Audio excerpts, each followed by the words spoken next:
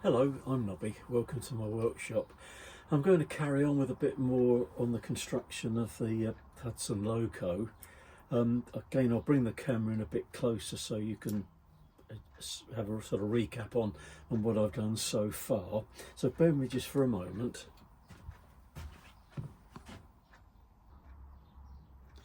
Okay, well, since my last video, all I basically have done is, as I mentioned, sort of painting some of the parts that might be a bit inaccessible when we carry on with the build. So what I've done is I've just painted on the inside of the cab. This is just painted in some sort of cheap grey paint that I already had, and I've also painted the inside of the back of the cab so that when that's fitted, it wouldn't have made it impossible to have got a paintbrush inside here, but doing it this way has made it certainly a lot easier to do. I've also just painted the parts that you'll see on this panel, which they call the dashboard, which carries the little switch that will switch the motor on and off, and that is located inside here. That will be glued into position here. What I want to do next is just check the running of the motor first. I don't want to sort of go too far and find that the motor doesn't work, so I'm just going to set this up. I've no need to sort of wire this in initially through the switch, because I can obviously touch the wires here against the motor just to confirm that it's running okay, and then sort of later on I can install the battery and the switch inside the cab and run the wires through here. So I'll just set that up, and we'll just confirm that the motor and the wheels are running okay. Well, I've just raised the Loco up onto some 1, 2, 3 blocks. I can't sort of rest it onto the bench because when I do this, it'll go flying off the bench. So we just touch these wires against the motor,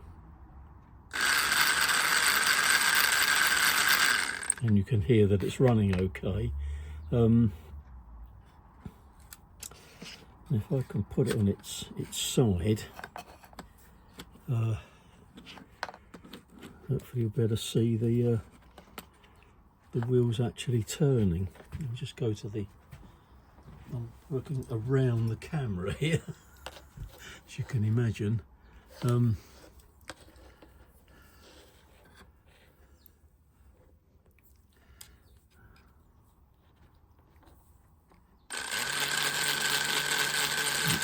And hopefully you can see that the wheels are revolving okay. So at least I know that everything's all right with the motor, so that later on, as I say, I can actually install that into the cab itself. I have now glued the bonnet parts together, and I've just painted inside here.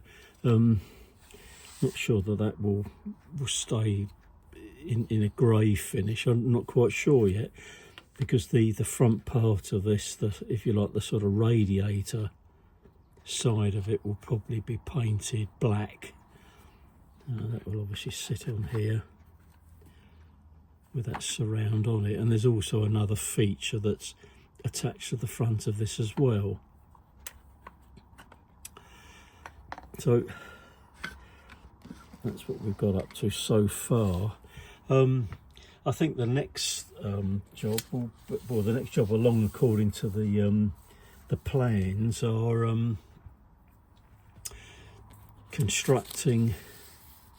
I'm sure I get these in camera so you can actually see. Now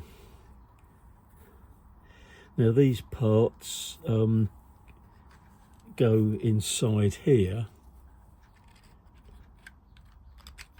They will be attached inside here, and they carry the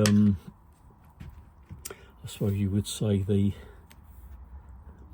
what would be like the fake springs that they would mount into here, and there are other little features that glue on the top. So there's two of these, obviously, to make up, one for each side, and then they can be glued into position. They warn you in the plans to make sure that you don't mount these too close to the wheels so they actually touch the wheels. So I'll probably have to mark out a position underneath to mount these in, so that I get them in the same position on both sides. And I think all these parts will probably just be painted in sort of like matte black. So I think that's going to be the next thing to do, basically. Right, so I'll put these little parts on first. A little dab of glue on the back of these. Very, very small parts, so this is going to be particularly messy.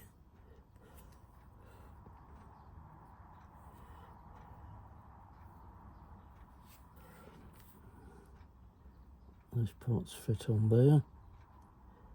Make sure that they're lined up nicely, nice and level. So we'll glue those on first.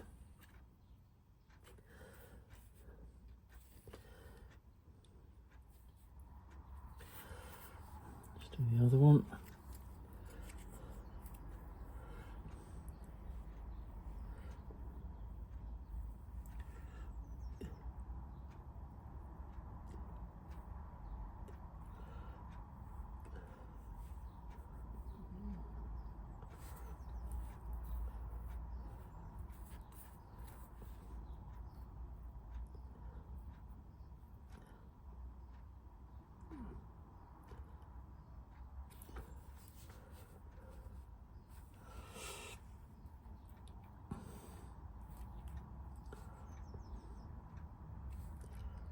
That's it. And then these are glued in position on here. They have a on each of these parts. They mention there's a little chamfer on here which lines up with the chamfer on that part, and the same on the other side, so that obviously a particular way round for these. They'll only need a bit of glue, I think, on these outside surfaces, because I think that's the only bit that sort of makes any contact, basically.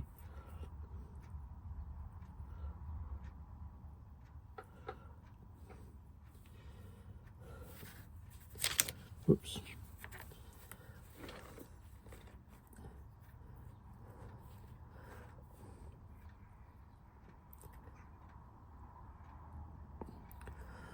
Make sure they line up well.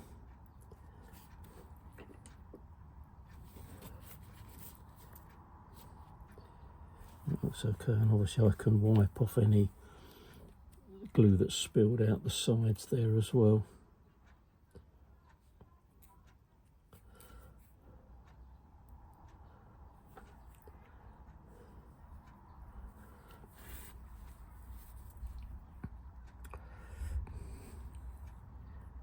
On.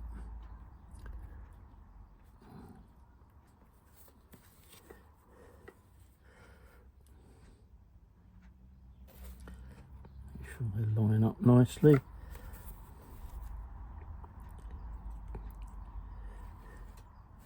This glue's quite good. It does become tacky quite quickly, which is good, and it does seem to glue very, very well. As so that's it. That's this. That looks okay. So I can wipe the rest of the glue off. Yep, that looks okay. So I'll do that one. I'll do the other one off camera. Right, well, that's those two parts all assembled now. I'm just going to leave those so that the glue sets well before I start installing those into position. But before I put those in place, what I will do is paint around the inside here. That's something I can't do right now because I need to get some matte black paint suitable for this, which I don't have, so that will be done a little bit later. Although this is one video here, like the previous part one, it actually was filmed over a number of days, you know, doing little bits and pieces. Luckily in the workshop today it is very, very much warmer. It's let's have a look at my monitor here, it's 16.7 degrees centigrade, so it's quite nice out here today, so I thought I'll get out here and do a little bit more while I can. I can have a look at the plans and see if there's anything else that I can put together, and just then sort of leave on one side to dry. I'll have a look at the plans and see what the next bit is. So we've basically put all these parts together. They call it the chassis overlay, and it mentions the little angled part that I showed in here, and they fit as I showed you on the underside here on either side of the wheels. I think that the next bit, there are a lot of sort of very, very tiny parts now.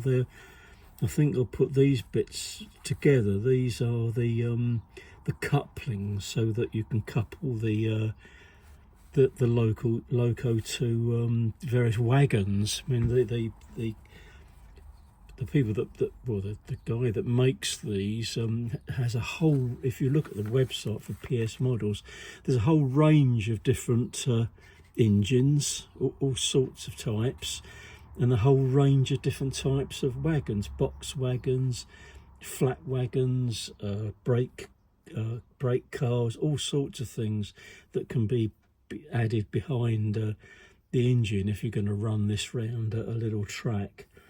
So I'll sort out all the bits for the couplings, and that they mount onto a little plate, which then in turn is mounted onto the front and rear of the buffer plates there. So I'll dig all those bits out and we'll have a look at those. Right, well, these are the parts that make up the couplings. The set is a little plate here with three little slots on it, and then you've got the little coupling pieces which go into the slot. So it makes up, this isn't glued together, this is just the test fit. So that's basically what it looks like when it's all fitted together.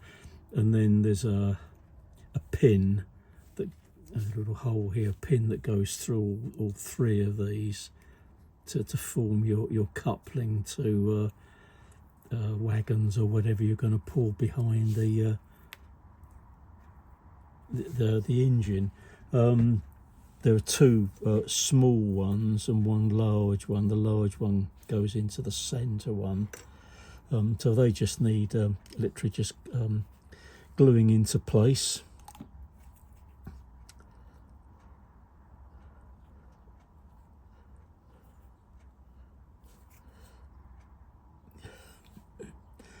Excuse me.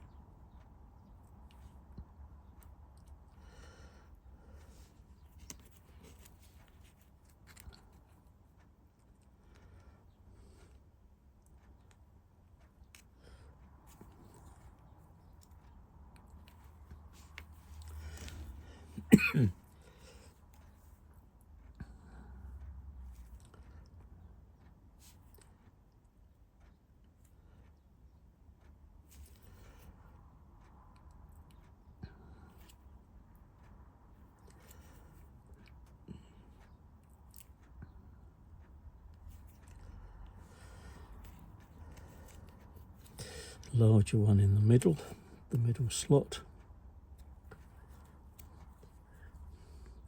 Where I mentioned earlier on in the previous one that in the plans they suggest that you do a test fit first on the parts, which I've done, but I've actually found that all the parts fit together perfectly. I mean, so far I haven't had to do any filing or sanding on any of these parts. They all fit together so well. You know, it's obviously whoever the chap that sort of designed the engines and did all the laser cutting. That's Phil Sharples. He did a very good job of making everything line up perfectly. You know, it's very, very well done indeed. Now for me, this is fun actually. Putting this together, it's let's make sure I get all of those in nice and level, so there are equal gaps between the halves.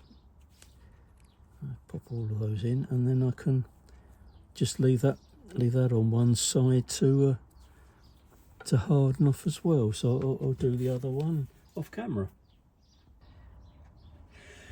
Okay, well, both those are all glued together now, and later on they'll be mounted on the buffer plates. In one of the bags, they to use as pins, they give you two options. If I can find it, there's a piece of I think this is copper wire. So they give you this piece of copper wire which should pass through those holes like that, so you can sort of cut this down and make up some little pins that would drop through there, which is quite neat. You could either do it that way, but they also, if I can get them out of the bag here, bear with me just for a moment, they give you two very, very small pop rivets,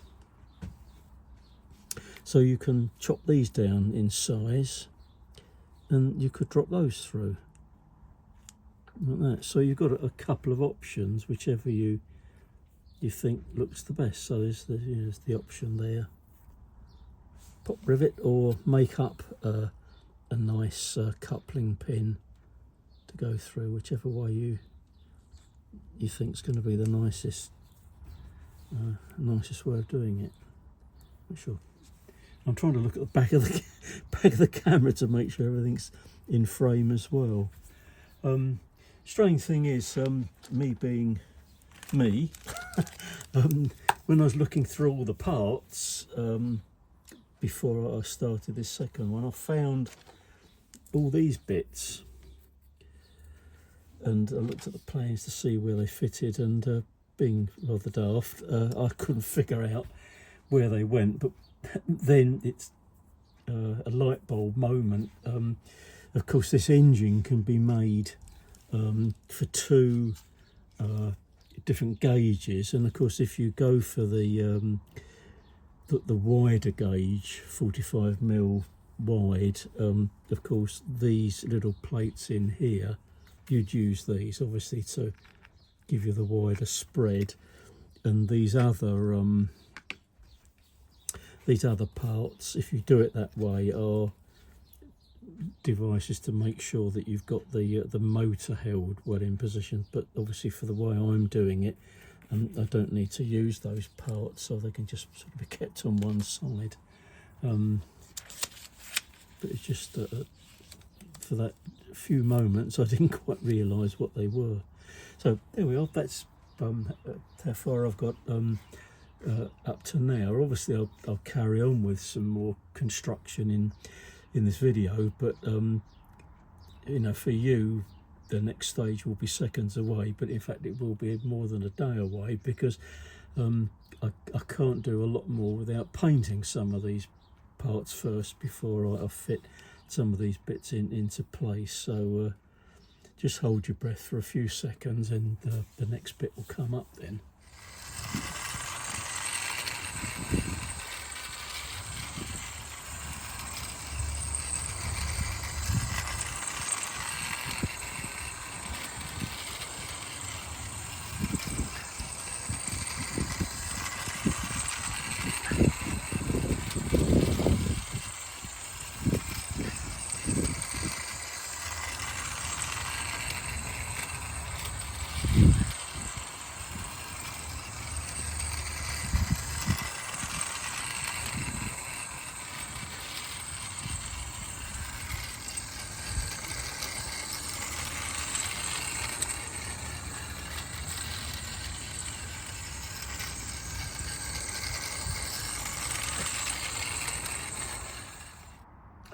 Well, you just saw a bit of a test run of the little train.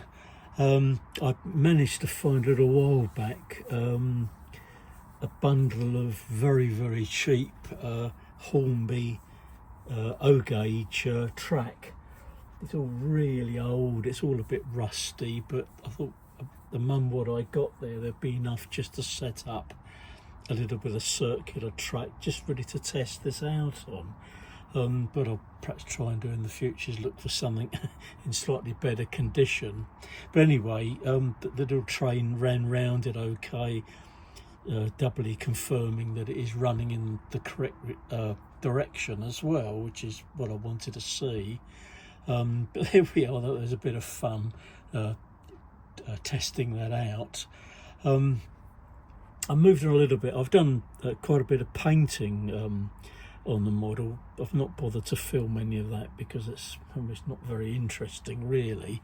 But what I've done is I've painted most of the underside of the train. I'm just using a sort of a matte black emulsion paint basically, and I've painted the back of these parts here, which carry the basically the representation of the springs. I've only painted the inside of them. I'm going to paint the outside part of these once they're fitted, so these will fit into here, and I've just painted enough of the underside here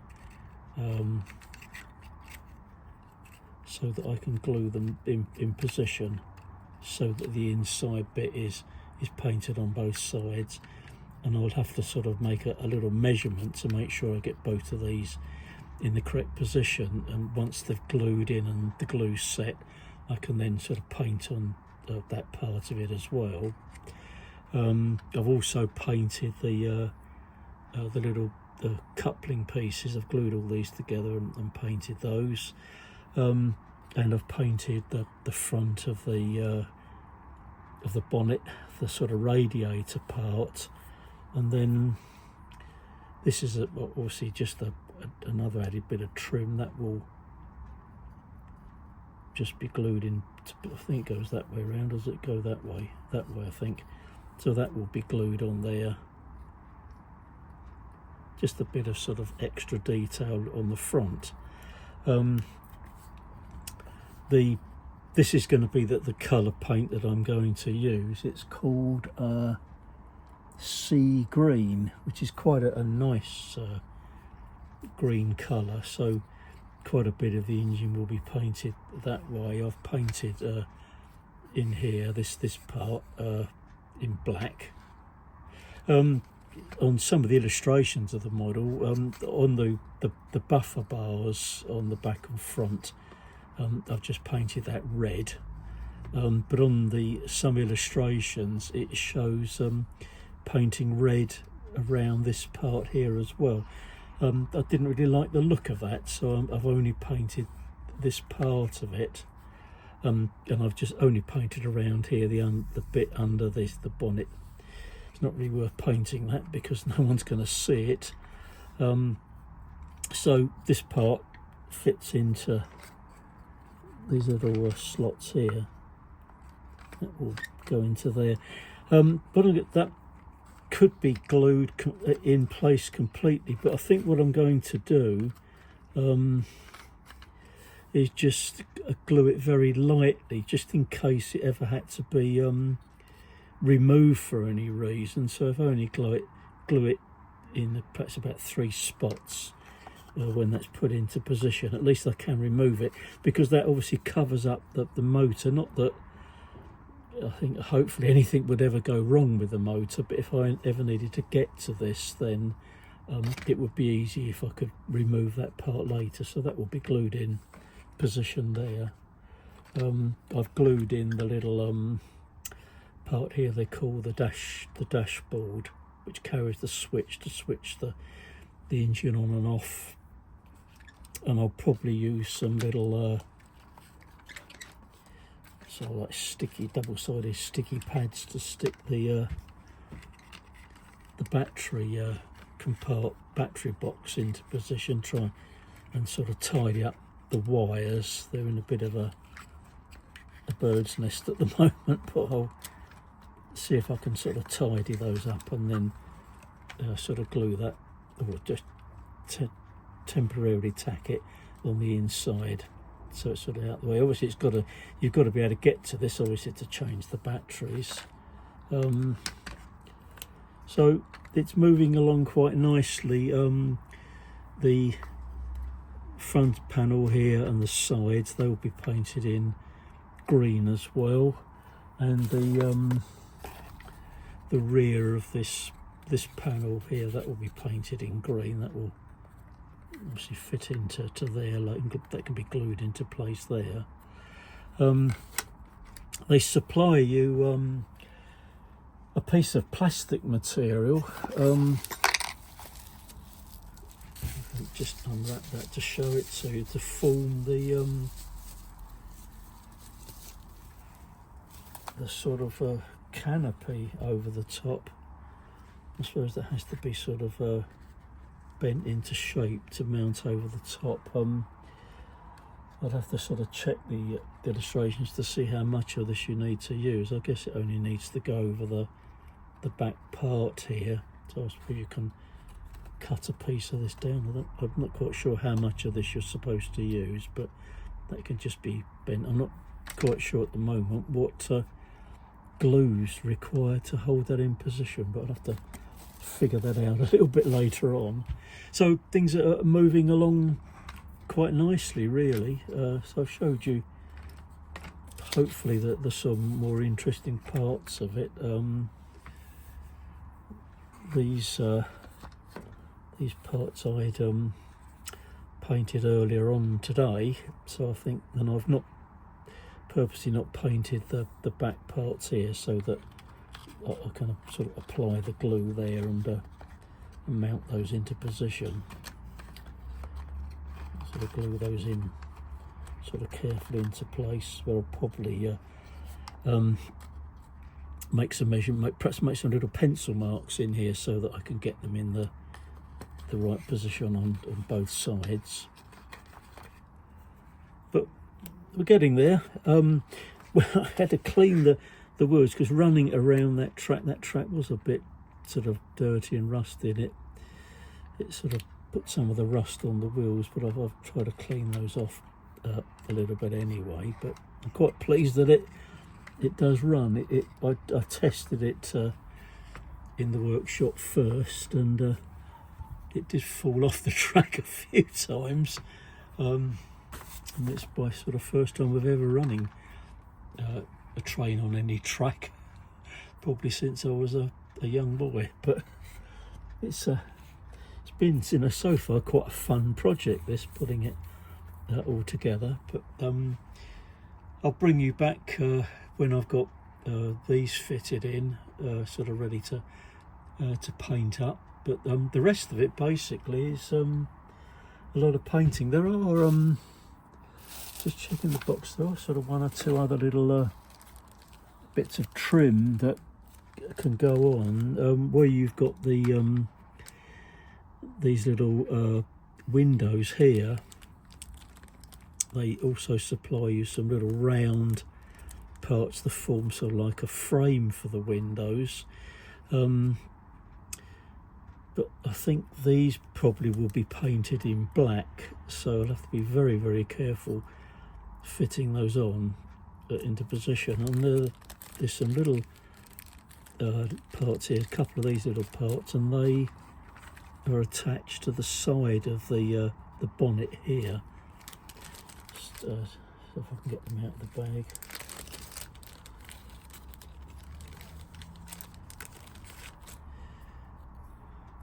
So they sort of fit in place there.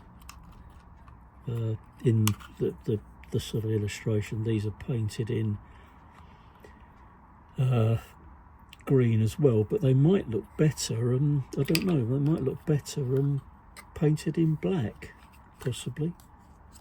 They could be sort of fitted on there. I suppose these are, because I suppose if this was a real train, inside here would be the engine, so I imagine these could be removed as sort of like inspection plates, I guess, if it was a real train, but we'll look at those in a bit.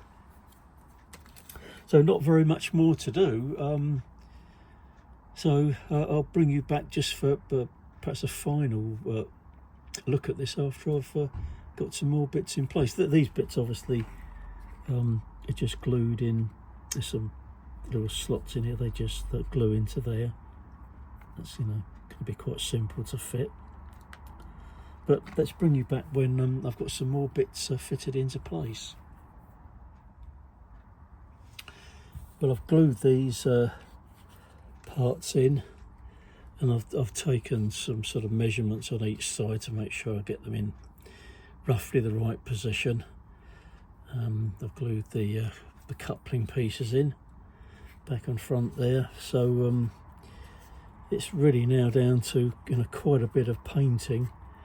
I've also glued this part on here. There's a little bit of trim on the front, which, you know, that sets it off quite nicely. Quite pleased with that. So I think it's just a sort of set to with my my matte black paint and paint in some of these parts now. It's I suppose a bit of added fun, really, just painting the inside, just to sort of complete the finish. I'm not going to show you all of this because it's going to take me ages to paint all this in, but I think I'll finish this little video here, actually, because there's not an awful lot to do, but obviously I will show you the engine completed, perhaps when it's all finished and painted. We'll give it another run round the track, and I'll show you that. So not quite sure how to fit the canopy over the top. I'll have to do a bit of experimentation, I think, to see how that actually fits in place. I've tacked the battery container in with a bit of double-sided tape to stop it from keep falling out while I'm trying to work on it. But anyway, thanks for joining me in the workshop again, and seeing sort of through this little project. I think it's I'm sort of quite pleased with it. It's going to look very, very nice, I think, when it's finished. So thanks again also to all the subscribers to the channel, and all the people that sort of send me nice comments as well. You know, that's really the nice thing. Quite interesting to hear what you say about the little engine as well. What I'll do when it's all completed, I'll put a short video up, perhaps sort of during midweek, in sort of a few days time, actually, and just show you what it looks like when it's completed. Anyway, thanks very much indeed, and I'll see you in the next one. Bye for now.